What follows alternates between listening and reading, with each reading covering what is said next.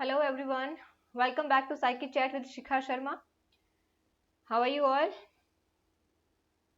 I hope you all are doing good. Yeah, all right. So this is our fourth video for chapter 2, Self and Personality. Yes, okay. तो पहले हम कल के questions discuss कर लेते हैं, है ना?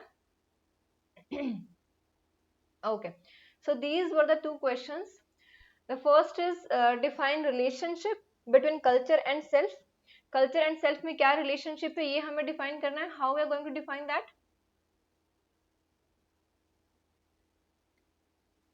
सी इसमें हमें दो कल्चर के बारे में बताना है. मेन जो है एक इंडियन कल्चर और एक है वेस्टर्न कल्चर. ठीक है, तो यहाँ पे हमें दोनों के बारे में बताना है. सो रिलेशनशिप पूछा है तो हमें यहाँ पे डिफरेंस बताने की जरूरत नहीं है. हम सिंपली 2 पॉइंट्स में, 2 मेन हेडिंग्स में डिफाइन करेंगे कि इंडियन कल्चर क्या कहता है और वेस्टर्न कल्चर क्या कहता है. ठीक है, अगर यहाँ पे डिफरेंस पूछा हो तो हम इसमें डिफरेंस बताएंगे इंडियन एंड वेस्टर्न का. All right. वैसे आप इसमें डिफरेंस भी बता सकते हैं, मतलब the way you feel more comfortable, but more and more like relationship में आप इसी तरीके से बताएंगे, like one heading Indian culture then second heading western culture. लेकिन अगर आप डिफरेंस भी बताते हैं और you feel like I am more comfortable in defining the difference, that is also okay. ठीक है, तो 4 पॉइंट्स हैं तो मेजरली आपको लगा लीजिए 4 मार्क्स का है तो आपको 4 पॉइंट्स डिफाइन करने हैं. Try to explain 4 points at least. Difference में तो 4 ही आपको एक्सप्लेन करने हैं. हाँ, इसमें ऐसा हो सकता है कि 2 पॉइंट्स यहाँ और 2 पॉइंट्स यहाँ अगर आप एक्सप्लेन कर रहे हैं तब भी वो चल जाएगा. ठीक है. What is personality, explain it's characteristics. तो पर्सनैलिटी क्या है? स्टेबल फीचर, है ना. और कैरेक्टरिस्टिक्स क्या है जो हमने अभी पिछले स्लाइड में किया था ना, कि जो पर्सनैलिटी है वो स्टेबल है और एक टाइम के साथ जो हमारी प्रोसेस है डेवलपमेंट की वो चेंज होती है. समवेयर इट्स स्टेबल और डायनामिक और somewhere it's consistent and non changeable. Right. चलिए, तो उसके अकॉर्डिंग हमें यहाँ पे कैरेक्टरिस्टिक्स भी डिफाइन करनी है for 3 marks. So 1 line will be definition and 2 3 4 points जो भी है आपके कैरेक्टरिस्टिक्स में रहेगा, 1 line each. That is enough. Okay, next चले. ठीक है, तो कल हमने एक इंट्रोडक्शन कर लिया था टाइप और ट्रेट अप्रोचेस का. आज हम करने वाले हैं specifically type approaches. C type approaches के अंडर आती हैं मेजरली 6 थियरीज. ठीक है, 6 में से आप ये लगाइए कि आपको 2 से 3 थियरीज ऐसी हैं जो आपको थोड़ा सा ज्यादा जिसमें एक्सप्लेन करना है. बाकी है कि अगर आप 1 लाइन भी कर पा रहे हैं दैट इज एनफ. ठीक है, ओके. चलिए, तो अभी हम जो फर्स्ट है हमारी थियरीज टाइप अप्रोचेस, उसकी हम फर्स्ट थियरी करते हैं. ठीक है, the first one is Hippocrates. Hippocrates की फर्स्ट जो है थियरी दी हुई है. बेसिकली टाइप अप्रोचेस की अगर हम बात कर रहे हैं तो हम शुरुआत हिपोक्रेट्स से करते हैं, which is who is a Greek philosopher. ठीक है, अब ग्रीक्स में यहाँ पे मतलब हुआ क्या था हिपोक्रेट्स के टाइम पे, जिस वक्त हिपोक्रेट्स थे उसके पहले तक लोग ये सोचते थे, ये मानते थे कि अगर कोई इंसान बीमार हो गया है, अगर किसी भी तरीके की कोई इलनेस हो गई है तो दैट इज इनक्योरेबल. उसको क्योर नहीं किया जा सकता और वो उसका कोई ट्रीटमेंट नहीं है. इलनेस का मतलब है कि the person is about to die. ठीक है, Hippocrates was the first person जिनका मानना ये था कि जो हमारी बॉडी में, बेसिकली उन्होंने किस चीज के ऊपर बेस दी थी थियरी, फ्लूइड के ऊपर, कि हमारी बॉडी के अंदर जो लिक्विड होता है उस लिक्विड के बेसिस पे उन्होंने मेजर 4 इन्होंने टाइप्स की पीपल क्लासिफाई किए थे. ठीक है, अब इन्होंने ये कहा कि जब इन फ्लूइड में या ह्यूमर में इम्बैलेंस हो जाता है उसकी वजह से इलनेस होती है. And there is nothing like it is incurable but it is curable. इसका ट्रीटमेंट हो सकता है. So he was the first person at that time जिन्होंने ट्रीटमेंट के बारे में बात करी थी। ठीक है, और अगर आपने सुना होगा, अगर आपको पता होगा, तो आपको पता होगा कि जो भी डॉक्टर्स हैं वो अपनी डॉक्टर की एमबीबीएस वगैरह जो भी उनकी स्टडीज हैं और वो सब शुरू करने से पहले एक हिपोक्रेटिक ओथ लेते हैं, है ना। तो वो हिपोक्रेटिक ओथ क्यों लेते हैं? बिकॉज हिपोक्रेट्स उस फील्ड में बहुत इंपॉर्टेंट है, because he was the first person who actually talked about the treatment, right. Okay, अब इन्होंने क्या किया, इन्होंने 4 मेजर टाइप्स दी पर्सनालिटी की। किसके बेसिस पे? हमारी बॉडी के अंदर जो लिक्विड और फ्लूइड होता है उसके बेसिस पे। कौन सी 4 टाइप्स थी? Sanguine, phlegmatic, melancholic and choleric. ठीक है, ये 4 इन्होंने पर्सनैलिटी के टाइप्स दी थी। अब इसका मतलब क्या होता है? मेलनकॉलिक का सिंपली मतलब होता है जैसे ओके, हम सैंग्विन से शुरू करते हैं। सैंग्विन मींस हैप्पी, वार्म, और एक हम कहते हैं इसको हम पॉजिटिव जो साइड कहते हैं पर्सनैलिटी की, दैट इज सैंग्विन। ठीक है, सैंग्विन का मतलब क्या होता है? समथिंग पॉजिटिव और द पॉजिटिव एस्पेक्ट और positive side of the personality. All right, तो जिसको हम कहते हैं warm and what, warm hearted people, happy, जो लोगों की हेल्प करने के लिए रेडी हैं, पॉजिटिव हैं, that is sanguine. All right, then phlegmatic. Phlegmatic कौन से हैं? अब इसके अपोजिट लगा लीजिए आप, शाय, क्वाइट, फियरफुल, ठीक है, थोड़े से स्लो, तो ये होते हैं फेलेग्मेटिक। मेलनकॉलिक का सिंपली मतलब बहुत ज्यादा नेगेटिव, डिप्रेस्ड, सैड।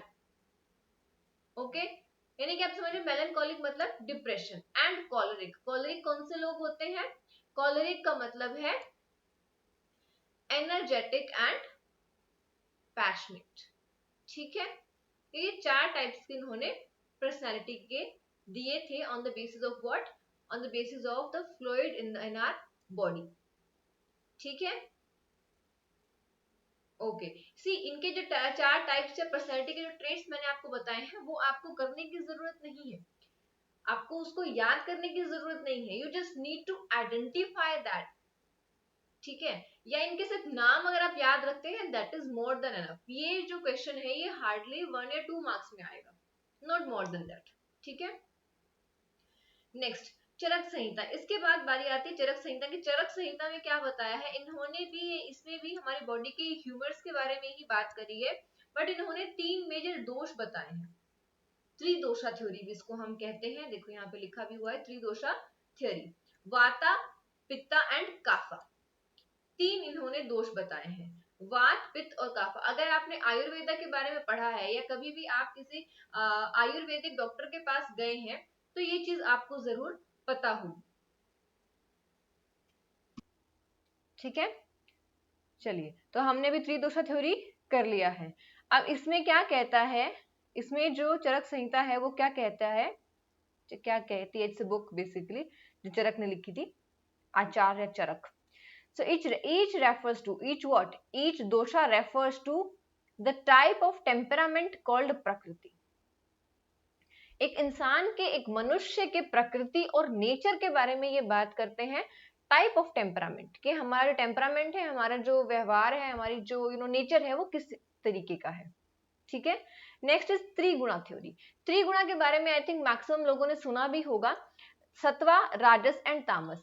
हमारी बॉडी में 3 गुण होते हैं, या हमारी बॉडी जो है वो 3 तरीके से डील करती है चीजों से, सत्वा, राजस और तामस। ठीक है, सत्वा क्या होता है?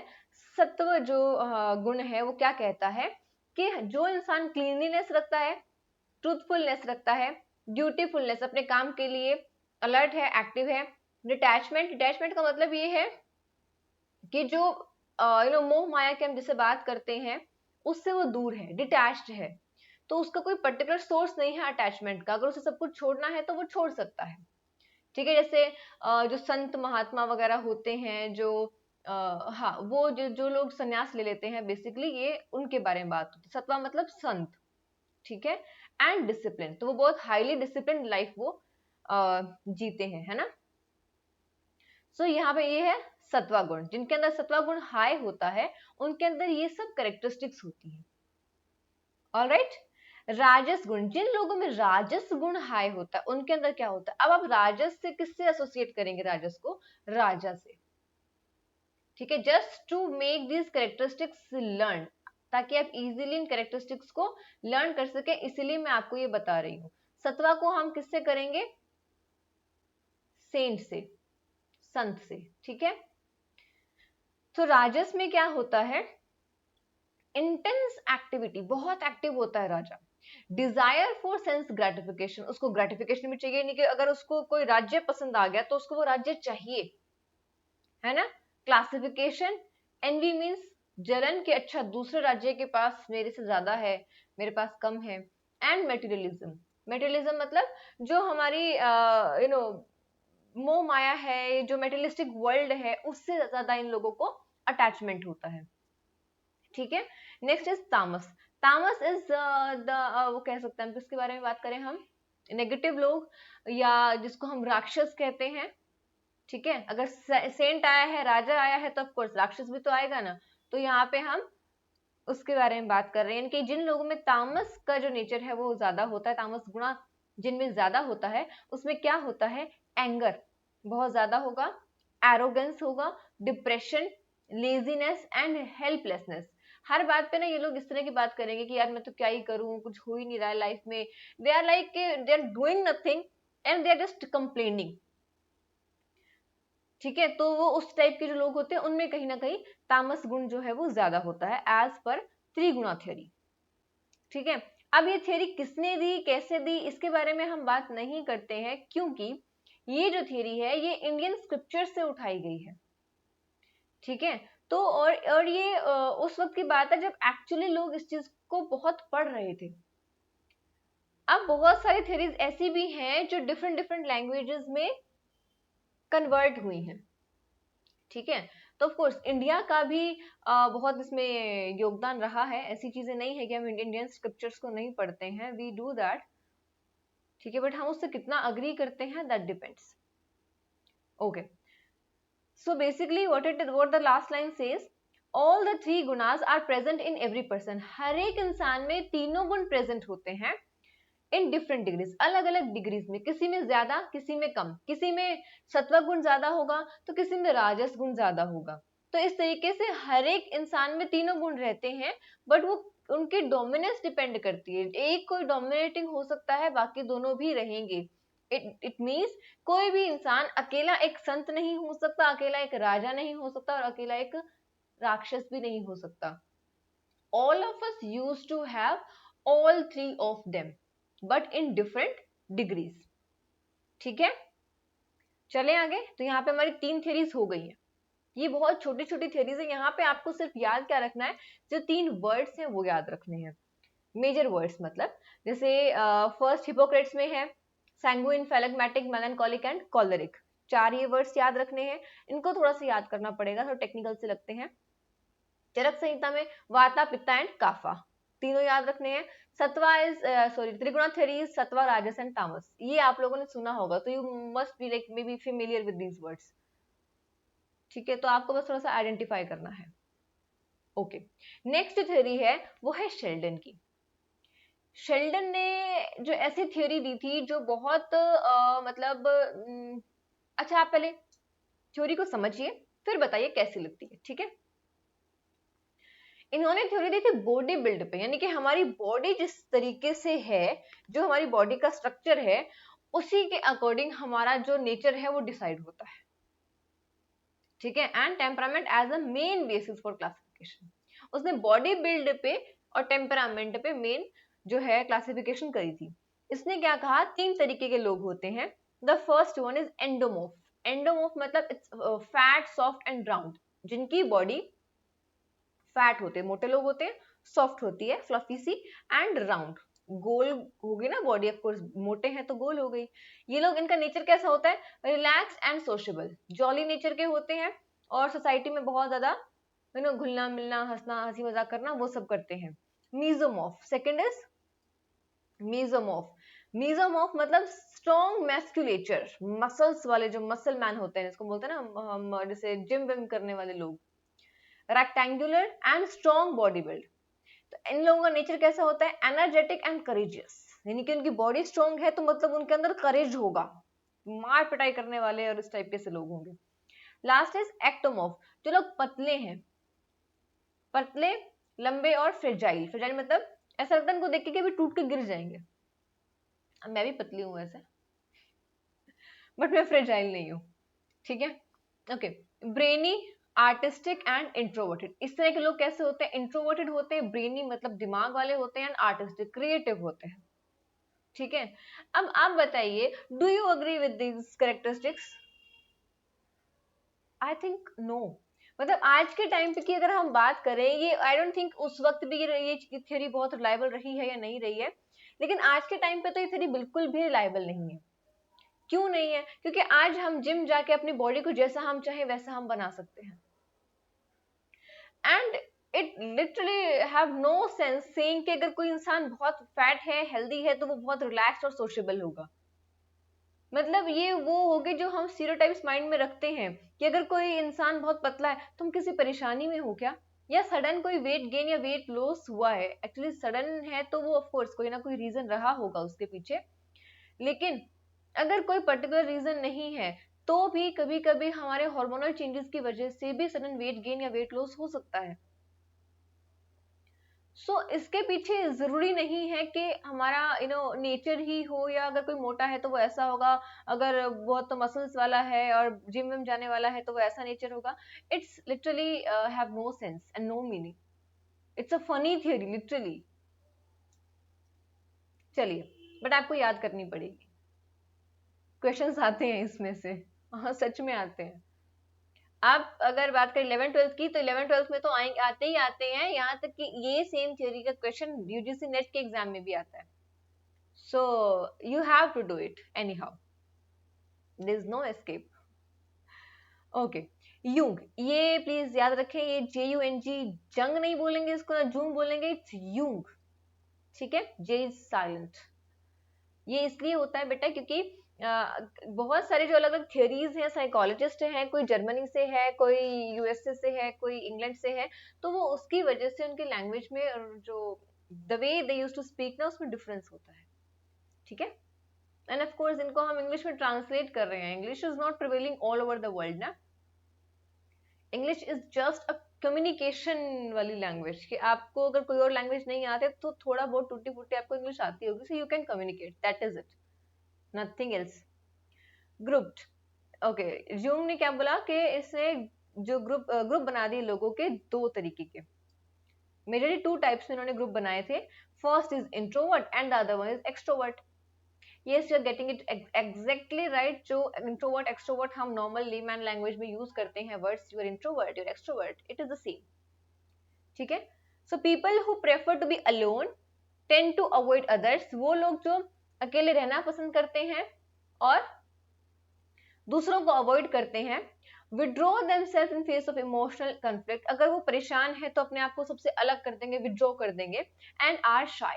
थोड़े से शर्मीले होते हैं, उनको हम इंट्रोवर्ट कहते हैं। तो बेसिकली इस तरह की कैरेक्टरिस्टिक्स वाले लोग इंट्रोवर्ट होते हैं, ठीक है।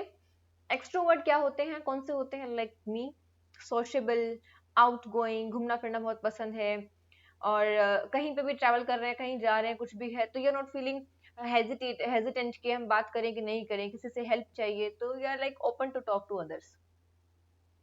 सो drawn to occupations that allow dealing directly with people and react to stress by trying to lose themselves among people.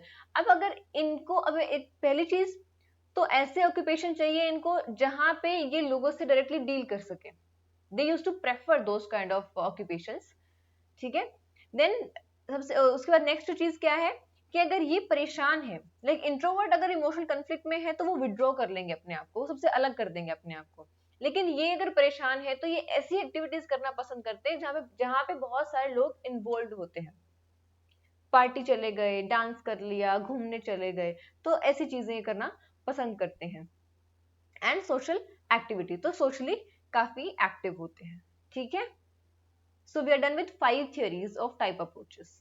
This is the last slide and last theory of today. हाँ बिल्कुल, इसके बाद questions हैं and that is it. हमने आज बहुत कुछ नहीं करना है, थोड़ा सा ही करना है। ओके ये थोड़ी सी लगता है एक बार समझने में कि टेक्निकल सी थियरी है या ऐसा, ऐसा नहीं है, बहुत इजी है, सिंपल है। आपको तीन नाम याद रखने, एक is one is Friedman and Rosenman and the other one is Morris. ठीक है, एक मिनट में सर्कल थोड़ा अच्छे से लगाना चाहूंगी। Yes, Morris. Okay, so Friedman and Rosenman, इन्होंने दो तरीके की दी थी पहले, जो पर्सनैलिटी के टाइप दिए थे, और किस चीज पे बेस दिए थे, social psycho social risk factors, कि कौन से लोग साइको सोशल रिस्क वाली स्टेज पे हैं, उनको इन्होंने पहचानने की कोशिश करी थी। ठीक है, आपको सिर्फ थ्योरीज में टाइप याद रखनी है, कौन से टाइप के दिए थे। First is type A approach. अब ये लोग कौन से होते हैं, इनमें जो ससेप्टिबल मतलब चांसेस ज्यादा होना, ठीक है, of hypertension and coronary heart disease, heart attack वगैरह की जो इनको परेशानी हो सकती है टाइप ए अप्रोच वाले लोगों को। तो डिजीज में फिजिकल जो प्रॉब्लम है वो ये हो सकती है। इनके जो कैरेक्टरिस्टिक्स है वो क्या है, हाईली मोटिवेटेड, बहुत मोटिवेटेड रहते हैं। आप इनको आपको इतना सा इनको बस पंच करने की जरूरत है, इतना सा इनको बोलने की जरूरत है, दे आर लाइक हम तो कुछ भी कर देंगे। ठीक है, देन इम्पेशंस, पेशेंस नहीं होता है इनमें। फील शॉर्ट ऑफ टाइम, हमेशा हड़बड़ी में रहते हैं, जल्दी में, अरे अरे फटाफट फटाफट फटाफट करना है। बी इन अ ग्रेट हरी, हमेशा शॉर्ट ऑफ टाइम मतलब हमेशा टाइम कम है, टाइम कम है ये रहता है। एंड इन अ ग्रेट हरी मतलब बहुत जल्दीबाजी में, हड़बड़ी में रहते हैं। And feel like being always burden, हमेशा इनको क्या रहता है कि इतना काम पड़ा है, कैसे करेंगे, बहुत काम है। Such people find it difficult to slow down, ऐसे जो लोग होते हैं वो अपने आप को स्लो डाउन करने में, रिलैक्स करने में डिफिकल्ट फील करते हैं। एंड ओवर बर्डन की वजह से they do feel like what, इनके ऊपर जो है एक हाइपर टेंशन ज्यादा रहती है, बिकॉज इनका जो माइंड है वो ऑल द टाइम एक्टिव है। ठीक है, टाइप बी में इन्होंने सिंपली कहा था absence of type A traits. Is it sufficient? क्या आपको लगता है अगर आप पेपर में ये लिख के आएंगे तो वो सफिशिएंट होगा? नहीं, वो सफिशिएंट नहीं होगा। आपको क्या लिखना है, आपको यहाँ पे इसके अपोजिट ट्रेट्स को एक्सप्लेन करना है। यानी कि यहाँ पे क्या है, been a great hurry, so you can write relaxed and comfortable. ठीक है, वार्म हार्टेड, यानी कि जो आपको लगता है कि हाँ इनमें उसमें नहीं है तो इसमें होगा। ऑलराइट, तो उसके अपोजिट आप थोड़े बहुत दो तीन कैरेक्टरिस्टिक्स डिफाइन करें, दैट इज एनफ। ऐसा नहीं कि बहुत लंबा कुछ लिखना है, पर दो तीन लिखें, जैसे relaxed, warm hearted, sociable. Sociable तो खैर वो भी होगा बट इट्स नॉट मेंशन्ड, तो हम लिख सकते हैं सोशेबल। ठीक है, और मैक्सिमम लेट,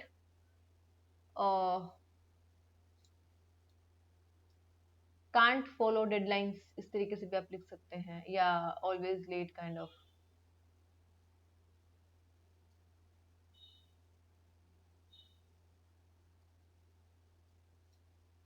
ठीक है, ओके। नेक्स्ट इज, इसके आगे इसी सेम रिसर्च को कंटिन्यू किया था किसने, मॉरिस ने। मॉरिस ने क्या बोला था, type C and type D दो तरीके के इन्होंने अप्रोचेस दिए, और या दो टाइप्स दिए। तो टाइप सी क्या है, प्रोन टू कैंसर। अब आप ये देखें, कैंसर के पीछे साइकोलॉजिकल रीजंस की जब हम बात करते हैं तो कौन से साइकोलॉजिकल रीजंस हो सकते हैं। Number one, cooperative. If you are cooperative, इसका मतलब ये नहीं कि हो सकता है डिजीज, नहीं। अनअसर्टिव, यानी कि जब आपसे कोई हेल्प मांगने आ रहा है, आप हेल्प करने के लिए या कोई भी फेवर करने के लिए आप मतलब नहीं चाहते हो, but you still can't say no, that is called unassertive. आप अपनी बात को पूरी अच्छे से सच्चाई के साथ स्पष्टता से सबके सामने नहीं रख पाते हैं, दैट इज कॉल्ड अनअसर्टिव। ठीक है, देन पेशेंट, बहुत शांत रहते हैं। सप्रेसिंग नेगेटिव इमोशंस, ये इंपॉर्टेंट है। कोई भी नेगेटिव इमोशन हो, whether you are feeling sad, whether you are feeling guilty, whether you are feeling like crying और समथिंग, तो आपको उसको सप्रेस नहीं करना, आप उसको दबाना नहीं है, you have to express it. See it may happen कि आपको अब अभी नहीं कर सकता, पब्लिक प्लेस में हो या आप ऐसी जगह पे हो जहां पे आप इसको शो नहीं कर सकते नेगेटिव इमोशन को, but still you can delay that, आप थोड़ा लेट कर सकते हो कि अभी नहीं अभी नहीं, थोड़ा कंट्रोल, थोड़ी देर के लिए कंट्रोल कर सकते हो। बट अगर आपने उसको सप्रेस कर दिया तो आप समझिए कि वो इमोशन आपकी बॉडी के अंदर कुछ ना कुछ तो करेगा। ठीक है, शो कंप्लायंस टू अथॉरिटी, आपकी अथॉरिटी आपको कुछ भी कहती है, आपको ऐसे करना है, आपको स्टे बैक करना है, आपको ओवर टाइम करना है, आप करते हैं, आप मना नहीं कर पाते। आपके पास एज अ स्टूडेंट अगर आपके पास बहुत सारा होमवर्क है and still your teacher is saying कि आपका कल टेस्ट होगा या ट्यूशन पे टेस्ट होगा, यू कांट से कि मैम मेरे पास बहुत सारा होमवर्क है, आई कांट डू दैट, तो आप ये नहीं बोल पाते हैं, तो that is also a problem. ठीक है, तो मतलब basically it's not a problem but it's your nature, that is okay, but some extent you like must have assertiveness in your behavior। assertiveness कैसे आ सकती है, इसके बारे में I'll post a video very soon, ठीक है, hopefully by the end of this week। Okay, type D की बात करते हैं, prone to depression, it's very simple, इन्होंने इतना ही मेंशन किया है, अगर आप यहाँ पे इतना मेंशन करते हैं दैट इज ओके, बट आप इसको इतना मेंशन नहीं करेंगे, क्यों नहीं करेंगे, क्योंकि अभी आप सिर्फ सेकंड चैप्टर कर रहे हैं, तो अभी आपको नहीं पता कि डिप्रेशन होने का मतलब क्या है या इसके कैरेक्टरिस्टिक्स क्या हो सकते हैं।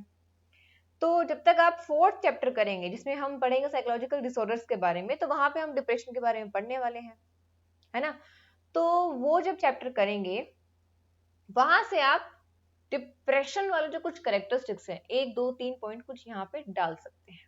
ठीक है, दैट इज एनफ। तो आपको यहाँ पे इस तरीके से कुछ भी ऐसे ट्राई करिएगा कि आप ऐसा छोड़े नहीं, कुछ भी नहीं बनता है तो छोड़ना पड़ेगा ऑफ कोर्स, लेकिन try not to leave any question any point blank in the paper. नहीं आता है तो उसको मेंशन ही मत करो, बट ब्लैंक मत छोड़ो। ठीक है, चलिए आज के 2 क्वेश्चंस मैं बता देती हूँ एंड उसके बाद that is it, we are done for today.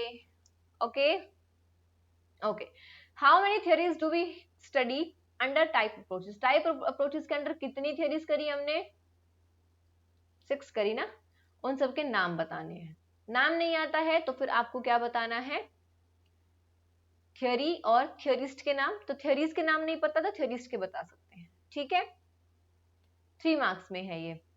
Which types are given by Rosenman and Friedman? Friedman, Rosenman ने कौन सी टाइप्स दी थी, ये आपको आंसर करना है where, either in comment section or on the Telegram channel। ठीक है, do comment and do message on the Telegram channel, only then I'll be able to find out कि आप किस तरीके से अटेम्प्ट कर रहे हैं और मुझे किस पॉइंट पे फोकस करने की जरूरत है। ठीक है, अभी तक ये चल रहा है कि मैं पढ़ा रही हूँ और आप लोग वीडियोस देख रहे हैं, तो अगर आप चाहते हैं कि मैं आपको और अच्छे से क्लियरली चीजों को डिफाइन करूँ या आपकी और अच्छे से हेल्प कर पाऊँ, तो उसके लिए मुझे पता होना चाहिए कि आपको प्रॉब्लम कहाँ पे आ रही है, right. So please if you are liking the videos then please do like, subscribe and share, and if you are having any kind of doubt, अगर आपको छोटा सा भी डाउट मन में आ रहा है तो post it, whether either in comment section or on the Telegram channel। The link for Telegram channel is given in the description of the channel। ठीक है, so that is it for today, see you tomorrow, bye bye।